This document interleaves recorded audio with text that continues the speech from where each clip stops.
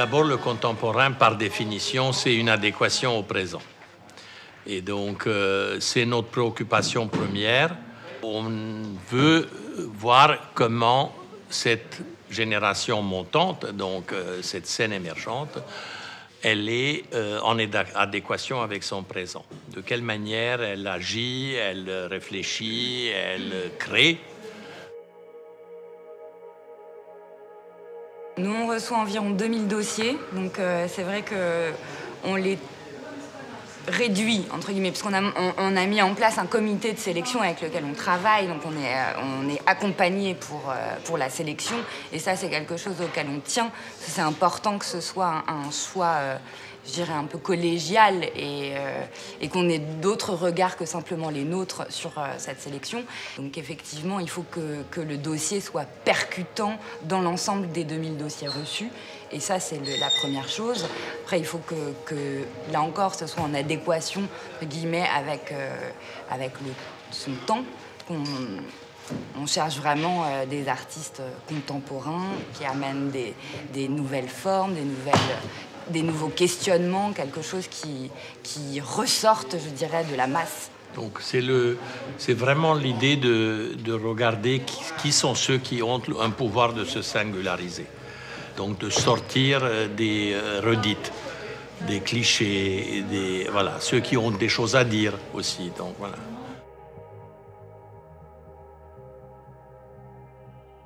Les 4 chapitres s'enchaînent de façon parallèle à l'entrée, quoi. C'est une progression dans l'espace. C'est la partie où les artistes rassemblés sous cette bannière sont ceux qui expérimentent, testent. Alors l'idée générale de ce projet, ça vient d'une petite histoire avec mon meilleur ami, c'est-à-dire qu'on avait l'habitude d'aller dans une salle de musculation. Et en fait, moi je suis pas vraiment sportif, donc voir ces gens en train de faire de la musculation, ça m'a beaucoup questionné en fait sur ce rapport qu'on peut avoir au corps en fait, sur la manière dont il apparaît, sur ce qu'il pourrait devenir, sur la manière dont les gens le voient. Et ça m'a aussi amené à questionner ce rapport à la limite qu'on retrouve par exemple chez les bodybuilders qui, par l'effort, en fait, emmènent leur corps dans des contrées qui sont presque surréalistes, qui sont presque de l'ordre du monstrueux. À partir de là, j'ai commencé à développer mes pièces. Donc la première, c'est celle-ci, c'est une sculpture qui s'appelle The Thing, qui est un hommage au film de Carpenter, qui a été fait dans les années 80. Donc je me suis amusé à reprendre ce muscle, ce gros muscle, qui est encore plus gros qu'un muscle normal, qui est un muscle de fessier et de cuisse. Et puis après, il y a eu ces peintures, les 2 peintures qui sont sur les murs. Donc la première, c'est une peinture qui s'appelle Au-delà du miroir, qui est en rapport au livre de Lewis Carroll. Et j'ai eu cette idée de ce personnage, qui est un personnage fictif, et qui a le visage caché aussi. J'aime pas représenter des visages, j'aime plutôt essayer de créer des personnages de fiction et qu'on fasse partie de la fiction. Et justement, ces peintures-là, ces 2 peintures, elles rentrent en écho avec les films miroirs qui sont sur le mur. Et ces images sont des photographies ectoplasmiques. Et j'aimais bien que justement, quand on se reflète, en fait, ça soit pas vraiment nous. En fait, qu'à un moment, une fiction s'installe et que ça nous permette de nous emmener vers un ailleurs.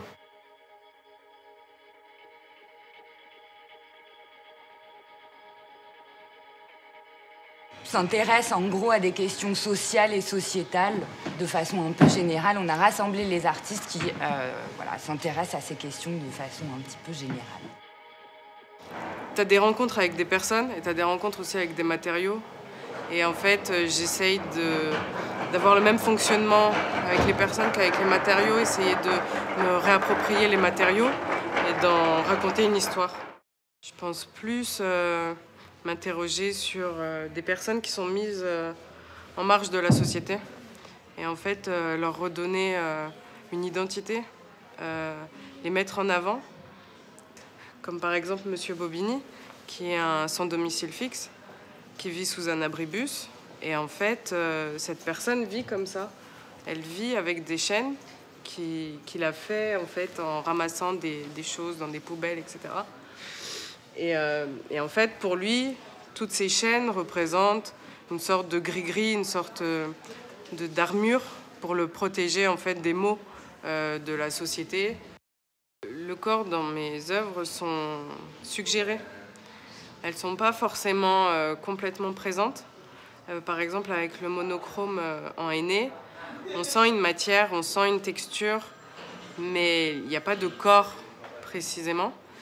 Pour la sculpture d'Ada, il y a des mains qui sont présentes, mais ça reste un moulage.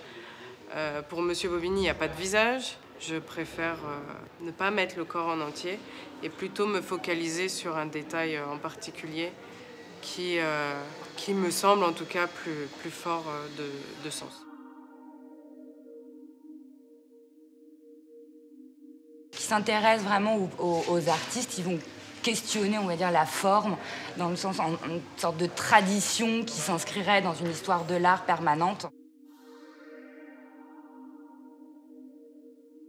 À travers ces pièces, je parle d'une identité hybride. Ces blasons, pour moi, sont composés d'épées, de boucliers, de lames, mais sous forme analogique, où s'opère une alchimie de la matière. Nous passons ici de l'acier aux tissus médicaux.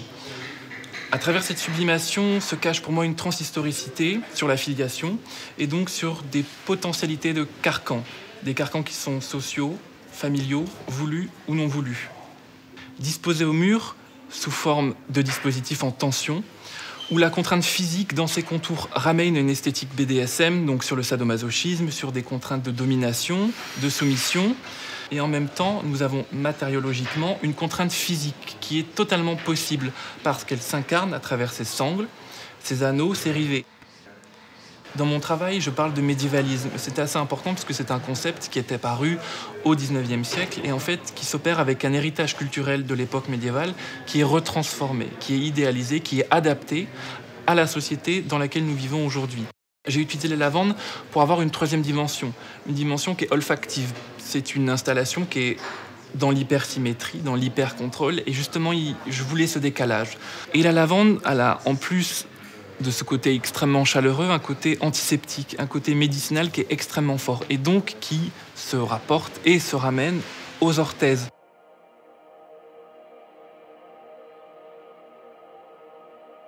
Les artistes de tout temps se sont intéressés au réel. Il fut un temps où il suffisait d'ouvrir sa fenêtre et donc ou regarder et voir le monde tel qu'il était. Aujourd'hui, la fenêtre est digitale, le virtuel est omniprésent et donc le réel, effectivement, est plutôt rattrapé par la réalité. Mon projet a sélectionné pour le Salon de Montrouge et j'ai eu le soutien de la Villa Belleville, le ministre de la Culture et le Salon de Montrouge. C'est pour ça que je peux travailler ici aujourd'hui, dans l'atelier.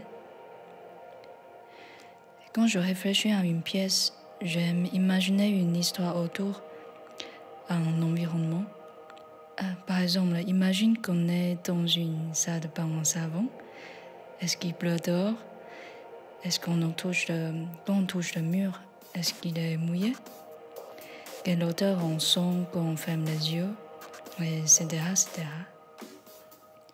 L'élément principal de ce projet est une matière fragile et éphémère et qui peut détendre, qui peut régénérer. Et j'aime bien cette contradiction entre sa matérialité et sa symbolique. Les objets que je fabrique sont souvent à la frontière entre les objets quotidiens et des accessoires de fiction. J'ai essayé d'amener de l'étrangeté dans le quotidien en détournant leur forme et leur usage.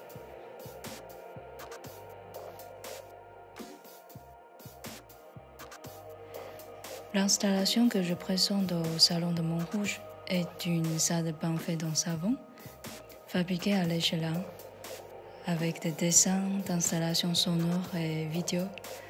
Quand on rentre dans la salle d'expo, on peut sentir une odeur du savon flotter dans l'air. On entend des sons de la télé des voisins par exemple, qui s'échappent du siphon. Et par la fenêtre, on peut observer le soleil se coucher sur la mer.